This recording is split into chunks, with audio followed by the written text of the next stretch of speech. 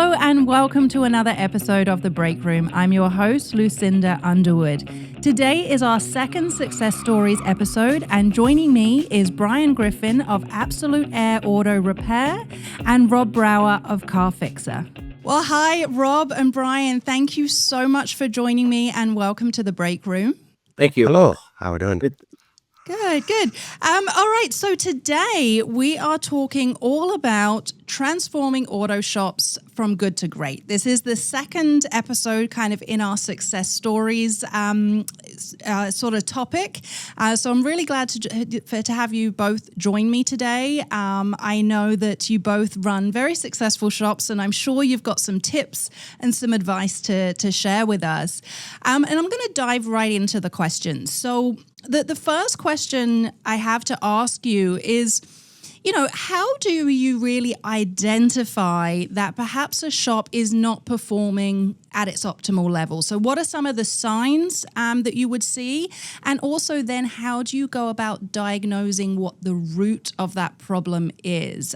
Brian, I think I'll come to you first on this question. Well, sometimes if you're in the shop, you may not always see everything. Sometimes it takes somebody looking from the outside to be able to give you good advice or go, hey, what about this or what about that? Things that you just do every day, and you're not really stopping to see that may be an actual problem. So that's that's definitely one of the things. If you're inside of it and your bank account's going down, definitely you could see that it could be a problem. There's just customer satisfaction could be part of it. There's a lot of things that can make it where you can see that you're not doing that great. Yeah, absolutely. And we are going to dive into some of those things in this conversation as well, customer feedback being one of them. But you raise a really good point there. Sometimes when you're so much in the business, it can be hard to take that step back and really see it. And sometimes outside eyes can really help with that. Rob, what are your thoughts on that question? Well, not only what Brian said as well. When you walk in the shop, either first thing in the morning or especially also late in the day, is how are your employees acting? What's the vibe? Okay, if you feel that there's something funky going on there, there's something not right, chances are something is not right. It's not just you. It's like, as an entrepreneur, your antennas, your spider senses are always up, and they don't lie. So then it happens in every place. Doesn't matter if you walk in another place, a restaurant or something. If there's something wrong, you pick up on it immediately. So listen to what your spider senses say and act on it. Okay, one rotten apple in your organization can bring you down real quick. So one thing, identify your employees.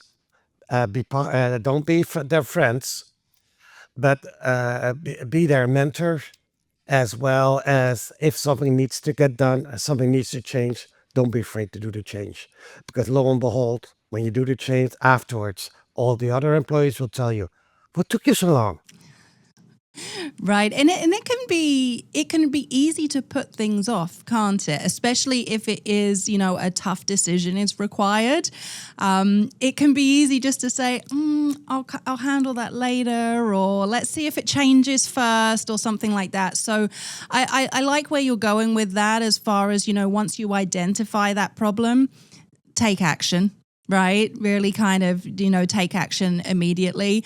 And you both kind of mentioned sort of the vibe, both from a customer aspect, but also an employee aspect. And I think you'll agree that those two are very related as well. As you said, Rob, you were talking about, if you go into somewhere and the vibe is off, you can feel it. And our customers can feel that too. Wouldn't you agree?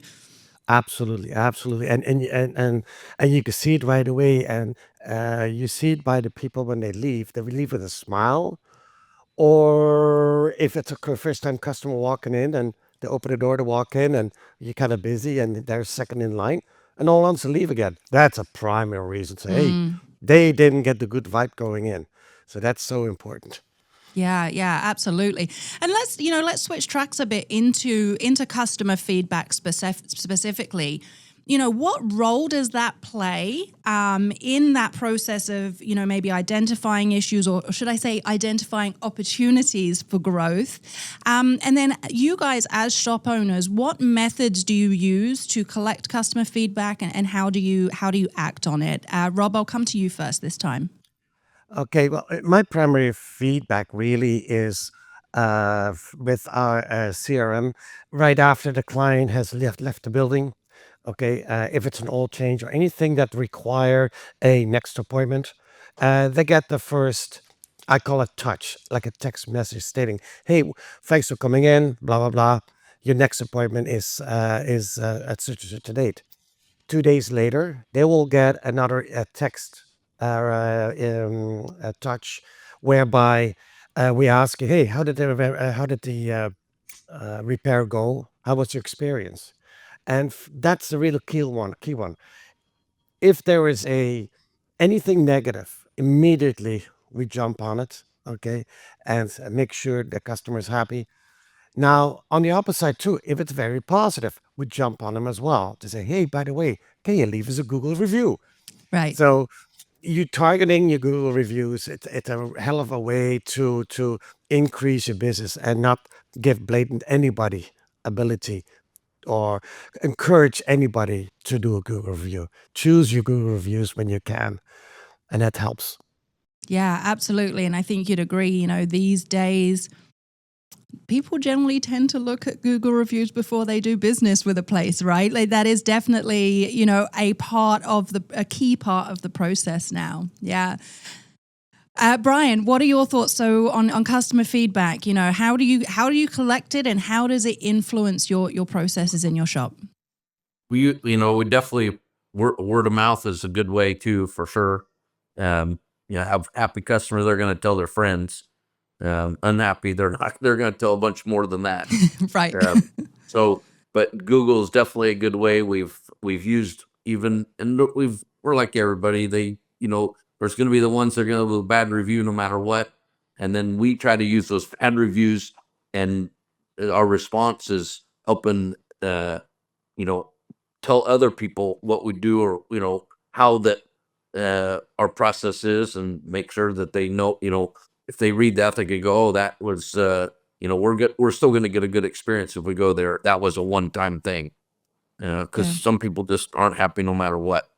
But you know, Google's definitely a good way for that. And Yeah, absolutely. And you raise a good point there as well. I mean, everything doesn't just stop if you get a bad review. The eyes are then on, how do you deal with that? How do you respond to it? Right. I mean, myself as very carefully. And you really have to be able to open up those lines of communications with the customer too. Right. And kind of be seen to handle it in the right way.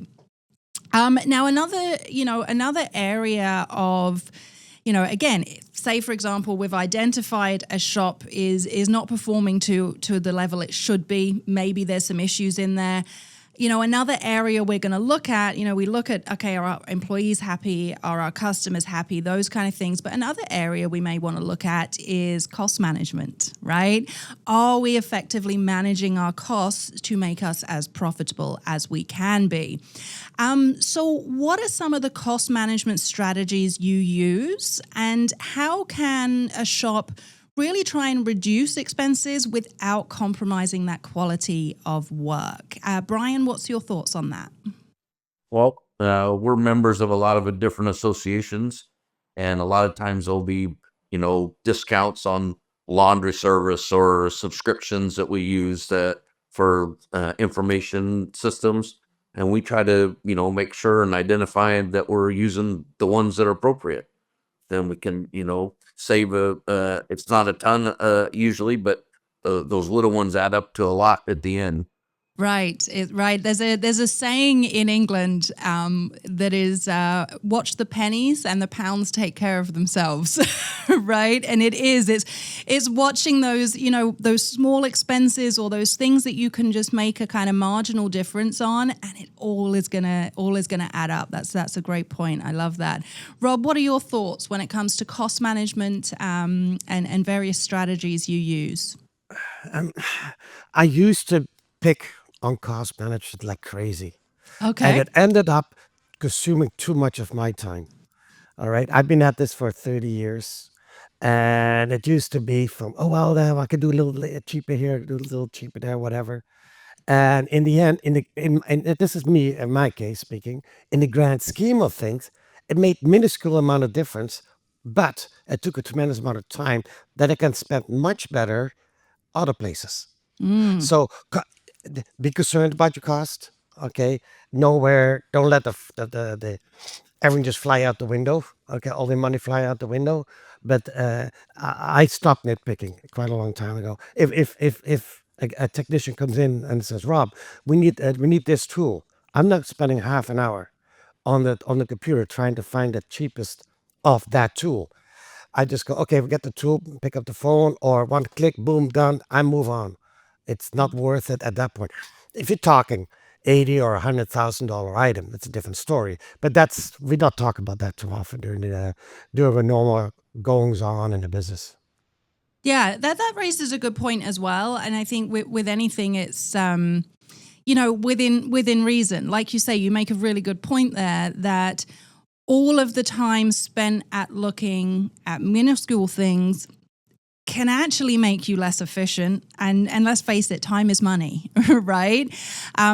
So, it sounds like it's really about finding that balance, maybe taking longer to sort of decide and shop around on the bigger ticket items.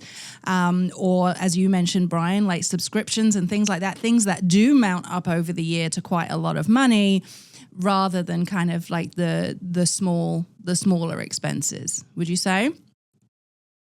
Yeah, yeah, yeah. Any other thoughts on cost management? Is there anything we haven't covered there that you any strategies that you use? The biggest item is cost management. It's really something that I truly believe in is cost per build hour.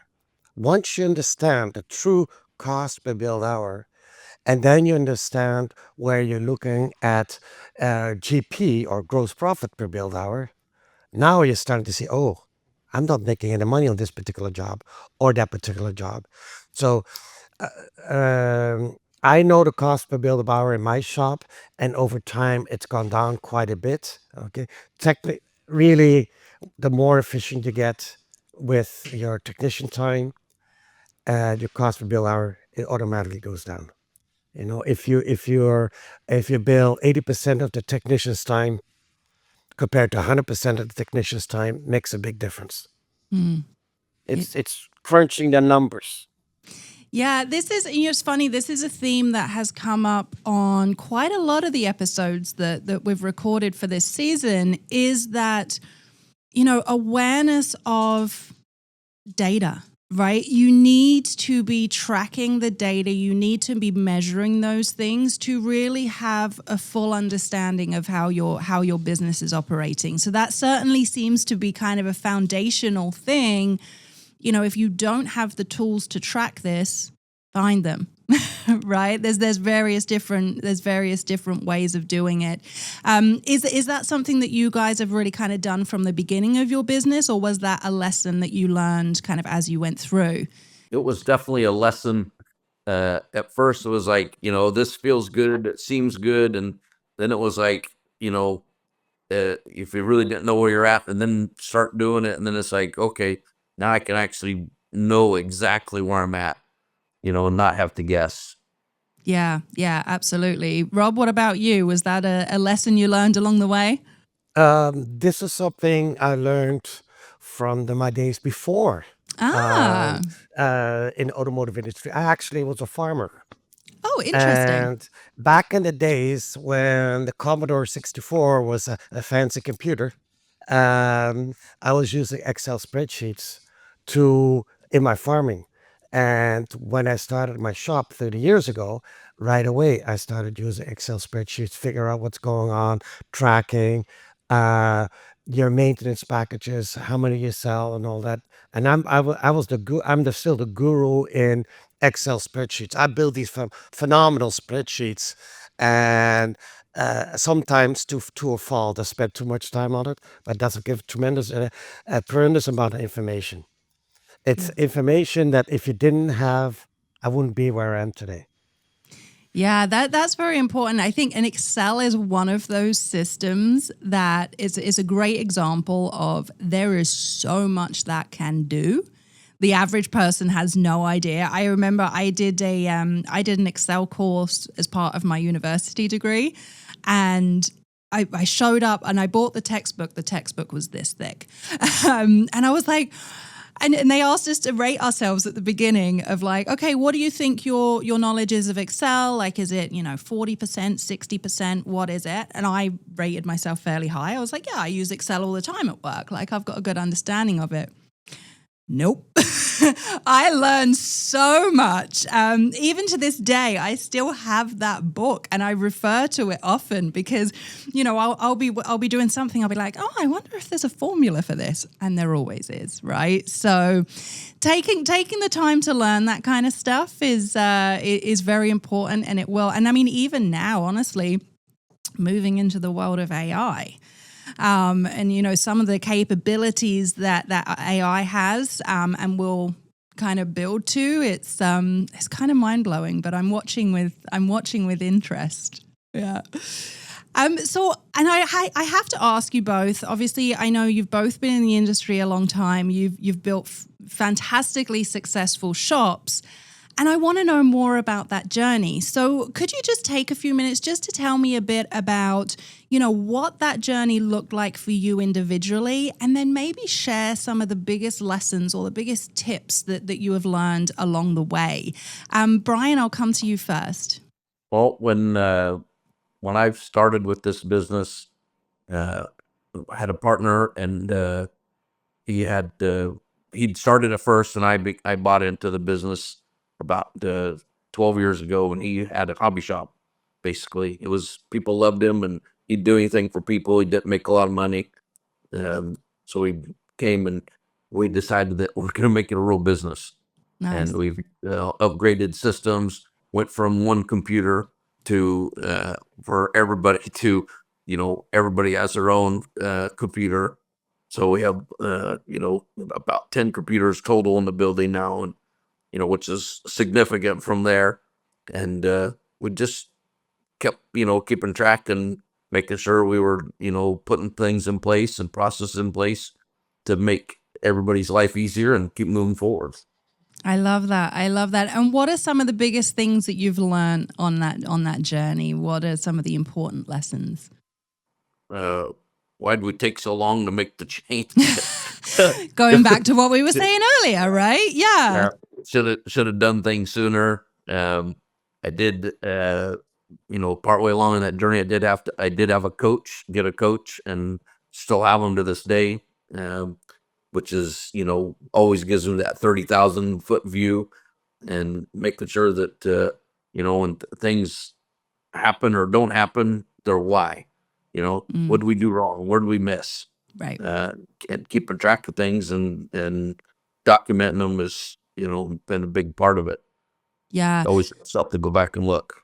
Yeah. And that's such an important mindset there as well is, when something goes wrong, take the time to get the lesson from it, right? Because then, if you learn from something, a mistake is acceptable, right? If you can kind of learn how to avoid that in the future. And I think sometimes we don't always do that, right? Something happens, we blame something or someone or something like that. But if you can take the lesson, then that's going to really contribute to your growth, right? Yeah. Rob, what about you? What's your story? And what are some of the biggest things you've learned along that journey? Well, the journey started really as a career in automotive industry when I was 32. As I said before, I was a farmer before that. And then after I finished farming, I worked like 110, 120 hours a week. I would just go all the time. Farmers, that's how they work. So I took that ethic and I got into used car business. I hated selling used cars, but I really enjoyed fixing them. So I ended up in Orleans, out in the field. I bought 1 acre property. I designed my own building. It was a 6 bay building at the time. And I built it myself, my own general contractor. It took 3.5 months to open from the moment I shoved it into ground. So that was the beginning back in, I opened in 95. And in 2001, I said, I need to go bigger. So I went, added 4 more bays, new office, new waiting room. So 10 bay garage. And that's as big as I can go. I can't go any bigger here. And so for many years, I struggled. So back in 2001, it wasn't a struggle. I just wasn't going 100%. And I had coaches, I had groups, and now I've been with one group, Shop Pros, for quite a long time, since 2016. And now I'm with another organization as well on top of that. And I'm growing and growing and growing. The my wife keeps my wife holds me responsible for a lot of things, trust me. But my group, my team outside of the shop keeps me responsible for what happens inside the shop, and that's very important. It's so easy to become compliant and not forging forward. Okay, I'm 62 years old. As I said, I've been at it 30 years. I'm looking to slow down, but I'm not slowing down. My pedal is still to the metal. I'm 30% retired, but when I'm here 12 or 14 hours a day. It's just go. And that's what I love this industry. Truly love it. Yeah, well, that kind of passion is coming across in waves, and I love to see it. And I know, I'm sure it can be hard when you are used to working like that. It's not a button, something you can just switch off, right? It's hard to slow down. And I mean, over the years, what would you say are some of the biggest lessons, but kind of also tips for other shop owners? What are some other really important sort of things to consider, I guess? Yeah, sure. Well, one of the biggest thing is don't be afraid to ask for help. You cannot do it yourself by yourself. You're one person. You buy the fancy wheel alignment machine for so many dollars. You buy the balancer. You whatever you buy. Buy yourself human resources where you're weakened. Okay, buy that, and that help you a lot. That will really strengthen the core of your business. That does you so much good. Yeah, yeah, absolutely. And it's easy to not do that. I was nodding when you were saying that because that was the first big lesson in entrepreneurship I learned when I launched my business. I am one of these. I've been described as fiercely independent. And I'm one of these people that will be like, okay, I will do it all by myself. I'll do it on my own. And you can't. You really can't. You need to surround yourself with, those supports, even those, even peers in the industry. Like, I mean, you've both mentioned coaches. You've both mentioned kind of the importance of having, outside eyes on your business, and also education as well, like taking those education opportunities for yourself, but also for your team as well. So important when it comes to business growth. Now, we are almost at wrapping up time, but before we do that, any last thoughts? Is there anything we haven't covered that you're kind of itching to get into this conversation before we wrap up? And I'll open the floor to either of you on that one. There's lots. Oh, well, there you go. Well, I mean, I say there's lots. Give me one or two. We cannot in 10 or 15 minutes talk everything to do with Right. the automotive industry, the shops and all that, where we're going to. But in this industry, it's not all about just making a ton of money. because you're thinking you're going to make a ton of money. You're not going to make a ton of money. Okay, it doesn't work that way. But if you're in for the long haul, and you have to touch all the buttons, make sure everything's perfect, and then it all comes together. For about 20 years, I went from struggling to doing okay to doing better than okay. But then in the last 10 years, and especially the last 5 years, COVID has been a godsend to this industry as a whole. But as a general rule, in the last 10 years, that's only then that I see the rapid growth in my business Right. and the profitability in my business. And it took a long time to get here. And it's not because of one item I did right or one item I did different. It's a whole combination of a whole bunch of things that finally all the dominoes came in the right location and everything worked together. Isn't it a great feeling when that happens, though? Oh yeah. Yeah, but you're right. It takes a long time, I think, probably to build any kind of business. Yeah, the one thing people are and that this goes for any business. And what I found is when you start any business, the first year you open a business, you lose money. That's Right. guaranteed. Okay, people don't realize that. The second year, you break even if you're lucky. The third year, you hopefully make back the money you lost the first year. So only for the year four, you truly start making a profit. So you have to have the stomach for that. And it doesn't matter if it's automotive industry, if it's any other industry. Most industries are like that, unless you happen to be lucky or something like that. That it doesn't work. Right. So But that's generally the exception, not the rule, right? Yeah. that's right. That's right. Yeah. So you got to have a strong stomach and patience, but it's worth it in the end. That's what I'm getting from you. Yeah. Exactly. Love Exactly. it. Love it. Brian, any last thoughts from you? Anything we haven't covered or final points you want to make? Well, back to the one where I was talking about, not doing everything yourself. Greg, my coach, says that basically if you're not uniquely qualified to do a task, then find somebody else to help do it for you. That's so true, and we even said that before we were setting up for this recording. And I made a joke, didn't I? Because we were having some technical issues, and I made a joke that I need my tech experts around me because I have no idea how any of it works. So yeah, that's what you've got to do, right? No, that's great. Guys, Rob, Brian, thank you so much. That's all we have time for today, but I really appreciate you taking the time and really just coming on and sharing your experience and your expertise. I'm sure it's going to be very helpful to maybe some newer shop owners out there listening that maybe they are in those first few years of business, and it will just really kind of give them some lessons that they can take to move towards that growth. So very much appreciate it. Thank you so much, and please enjoy the rest of your day. Thank you for watching this episode of The Break Room, driven by Shop Pros. To learn more about what Shop Pros can do for your business, check out shoppros.com. If you like this episode, please leave us a comment or a review, and don't forget to hit that subscribe button so you never miss an episode. The Break Room, where great automotive minds meet.